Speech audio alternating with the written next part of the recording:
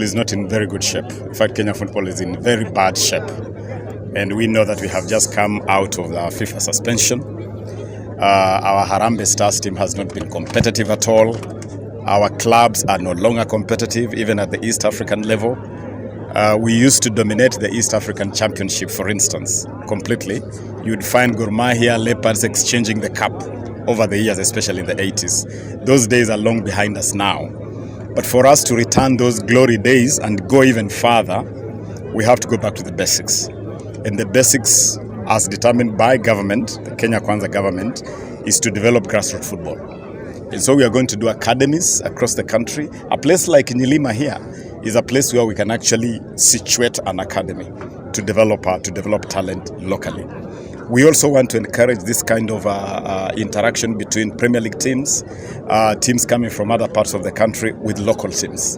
It inspires local players. It provides a window for scouting. And so we are very serious about this thing that even the president himself, President William Ruto himself, has agreed to be the champion. As we look for sponsorship, we also want to appeal to our clubs to adapt a business model towards and also good corporate governance in football. Yes. Football is not going to attract sponsorship if we have got bad governance and corruption in football or any other sport for that matter. So we must adapt a business model so that we come up with sustainable ways of running these clubs.